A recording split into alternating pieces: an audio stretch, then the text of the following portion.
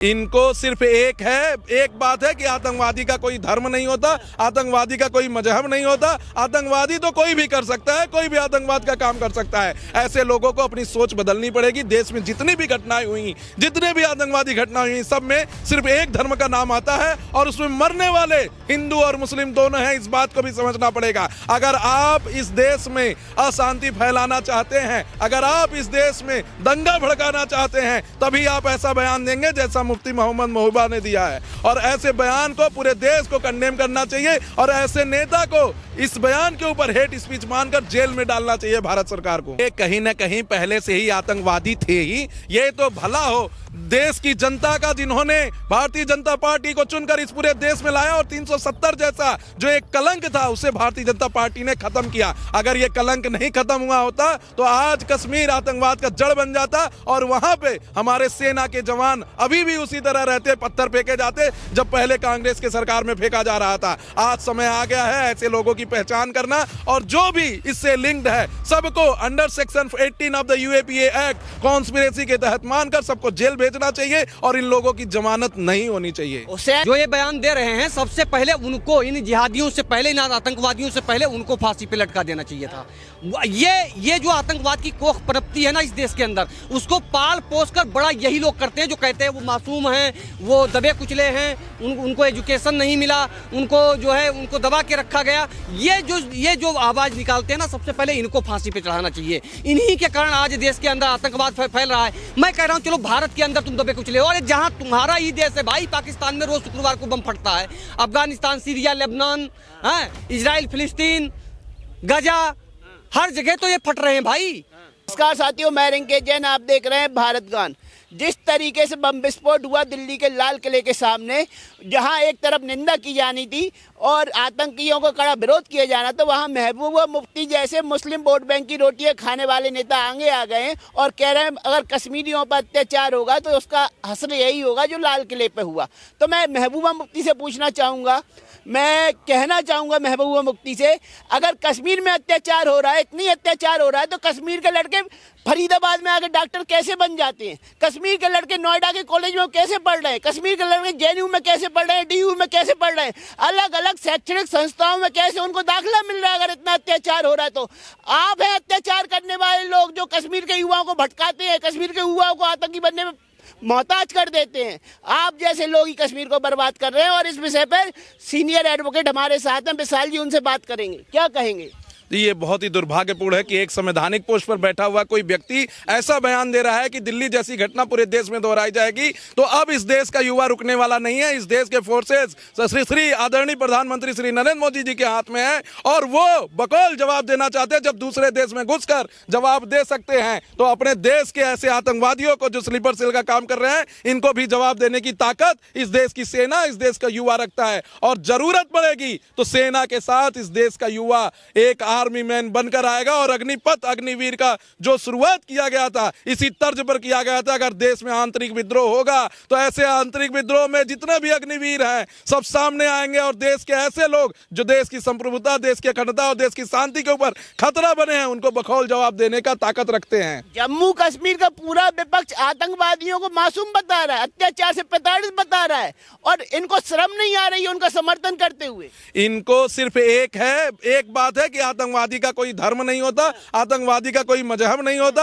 आतंकवादी तो कोई भी कर सकता है, कोई भी आतंकवाद का काम कर सकता है। ऐसे लोगों को अपनी सोच बदलनी पड़ेगी। देश में जितनी भी घटनाएं हुई, जितने भी आतंकवादी घटनाएं हुई, सब में सिर्फ एक धर्म का नाम आता है और उसमें मरने वाले हिंदू और मुस्लिम दोनों हैं। इस बात को भी समझना पड़ेगा। अगर आप इस देश में अशांति फैलाना चाहते हैं, अगर आप इस देश में दंगा भड़काना चाहते हैं, तभी आप ऐसा बयान देंगे जैसा मुफ्ती मोहम्मद महबूबा ने दिया है। और ऐसे बयान को पूरे देश को कंडेम करना चाहिए और ऐसे नेता को इस बयान के ऊपर हेट स्पीच मानकर जेल में डालना चाहिए भारत सरकार को। जब चुनाव नहीं हो रहे थे, जब इनको नजरबंद रखा जा रहा था, जब इनको जेल में डाल दिया जा रहा था तो कह रहे थे तब भी अत्याचार हो रहा था।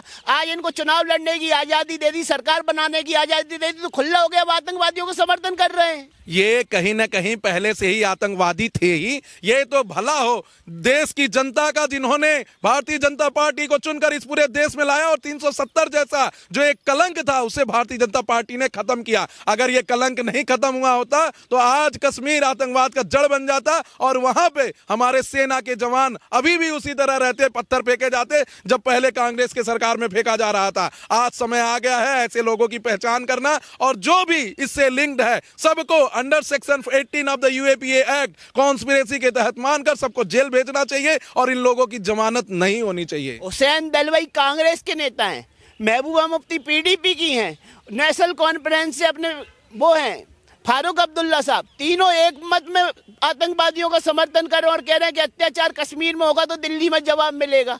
तो क्या सरकार को भी अब इन्हें जवाब देना नहीं चाहिए? ऐसे लोगों को क्या जवाब मिलना चाहिए? सरकार जवाब देने के लिए काफी है और मैं बता देना चाहता हूं कि इस घटना के बाद कोई मुस्लिम धर्मगुरु, कोई मुस्लिम पॉलिटिशियन सामने नहीं आया जो इसने कहा हो कि ये घटना बहुत ही कंडेमनेबल है, ये घटना बहुत ही दुर्भाग्यपूर्ण है। लेकिन इन लोगों के समर्थन में, आतंकवादियों के समर्थन में देश के नेता आ रहे हैं और कोई पर्टिकुलर बिरादरी से आ रहे हैं, कोई पर्टिकुलर कास्ट से आ रहे हैं और ये लोग खुले तौर पर इतनी हिम्मत करके पूरे देश में ऐसे माहौल को क्रिएट करना चाहते हैं जो बंगाल, पाकिस्तान, श्रीलंका और जो है नेपाल में हुआ है।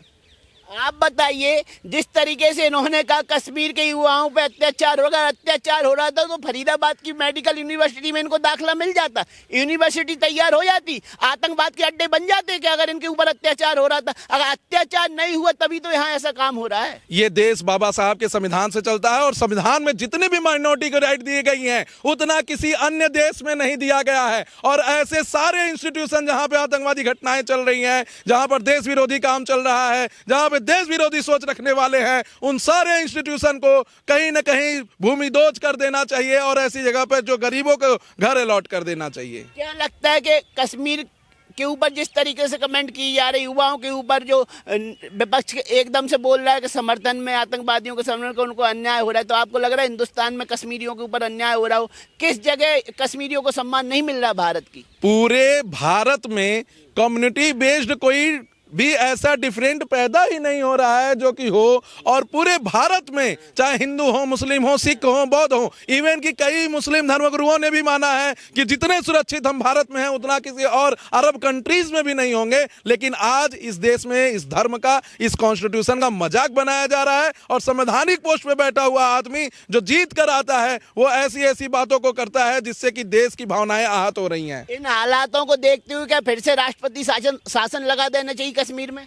पूरे कश्मीर में नहीं, पूरे देश में इस समय राष्ट्रपति शासन की जरूरत है और ऐसे स्लीपर सेल को और देश विरोधी सोच रखने वालों को बाहर निकालकर इन्हें कहीं ना कहीं जो बलूचिस्तान है वहीं पर भेज देना चाहिए। जैसे बेड़ियों में भेजकर अमेरिका ने अपने देश से गंदगी को साफ किया, वैसी ही गंदगी पूरे देश में राष्ट्रपति शासन लगाकर गंदे लोगों को निकालकर बलूचिस्तान भेज देना चाहिए और यहाँ की नागरिकता खत्म कर देनी चाहिए। क्या कहेंगे अब आप? जिस तरीके से कश्मीर में पूरा विपक्ष एकजुट होकर आतंकवाद का समर्थन कर रहा है, मासूम बता रहा है आतंकवादियों को और कह रहा है कि कश्मीर में अगर युवाओं पर अत्याचार होगा तो उसका जवाब दिल्ली में दिया जाएगा। अत्याचार किस पे हो रहा है ये बताने की जरूरत नहीं है। 1947 में भारत का विभाजन हुआ और तब से आज तक कोई एक माई का लाल बता दे कि जहाँ से हिंदुओं के कारण मुसलमानों का पलायन हुआ हो, एक कोई बताए ना। मैं कह रहा हूँ कि मैं 100 घटना बता सकता हूँ जिसमें मुसलमानों के कारण हिंदुओं का पलायन हुआ, मुसलमानों के कारण हिंदुओं का जबरिया धर्म परिवर्तन हुआ, लव जिहाद हुआ, लैंड जिहाद हुआ, गजवा हिंद का सपना पाल कर बैठे सपोले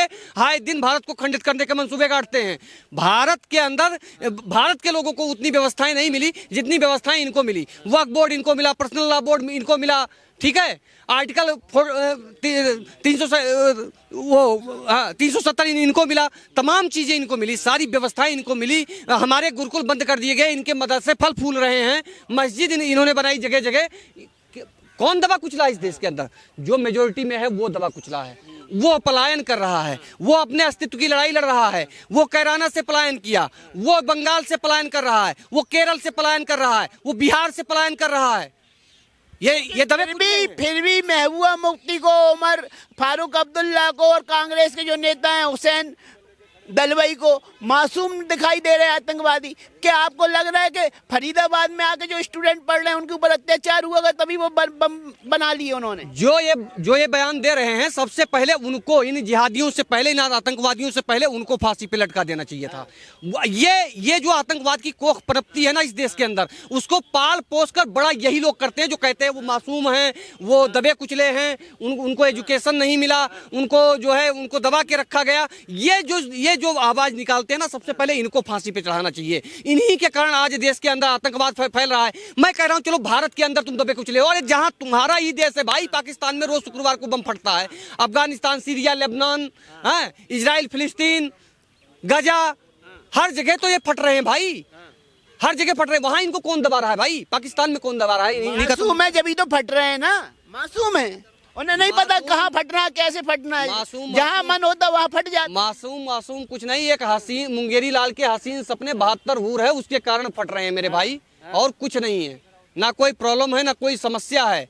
और यहाँ की जो मौज मस्ती है उसको छोड़ के 72 हूर के चक्कर में फट जाते हैं, और वहाँ पता नहीं मिल रही है कि नहीं मिल रही है, किसने देखा? आपने कहा जिस कोख में आतंक पनपता है उस कोख को ही उजाड़ देना चाहिए, खंडित कर देना चाहिए, तो आतंकवाद की गर्भ निरोधक गोली कहाँ बनेगी? भाई सबसे बड़ी बात यह है मदरसा। देखो मैं एक बात कहता हूँ, इस भारत के अंदर इस भारत के अंदर जो है हिंदू और मुसलमान, सिख, ईसाई सब धर्म और पंथ और समुदाय के लोग रहते हैं, ठीक है। उसके बाद में ये आतंकवादी बन जाते हैं, वो संत महंत बन के जो है देश सेवा, प्रधानमंत्री, राष्ट्रपति बन के देश की सेवा करते हैं, ठीक है, हिंदुओं में, और ये आतंकवादी बन जाते हैं। भाई इसका सीधा सा बिंदु है मदरसा। मदरसे में ही वो एजुकेशन दिया जाता है जो ये आतंकवादी बनने की तरफ जाते हैं।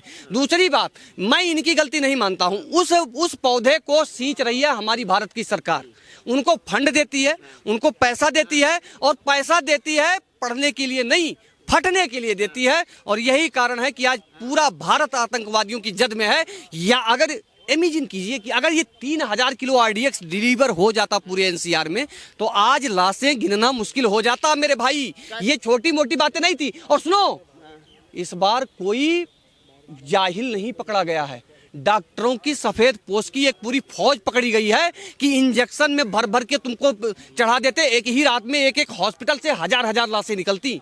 ये सफेद पोश आतंकवादी बन गए। चुनाव कराकर सरकार ने खुद के पैर पर कुल्हाड़ी मार दी, आम लोगों की जान खतरे में डाल दी है चुनाव कराकर कश्मीर में, क्योंकि अब सारे विरोधी, सारे आतंकवादी समर्थक खुले घूम रहे हैं। नहीं, चुनाव प्रक्रिया तो होगी ही, उसको ज्यादा दिन तक नहीं रोक सकते हैं, क्योंकि ये लोकतांत्रिक देश है, लोकतांत्रिक व्यवस्था है, उसके आर्टिकल्स हैं, उसके संवैधानिक जो है सब बाध्यताएं हैं। तो चुनाव तो होगा, चुनाव नहीं रोक सकते हैं, चुनाव खत्म नहीं कर सकते हैं। लेकिन जिस कोख से मैंने कहा मदरसा और मस्जिद, क्योंकि जब वहां से निकली तो मस्जिद, सुनहरी मस्जिद के पास वो गाड़ी रुकी थी, सुनहरी मस्जिद में क्यों नहीं फटी वो? सबसे पहला सवाल ये है।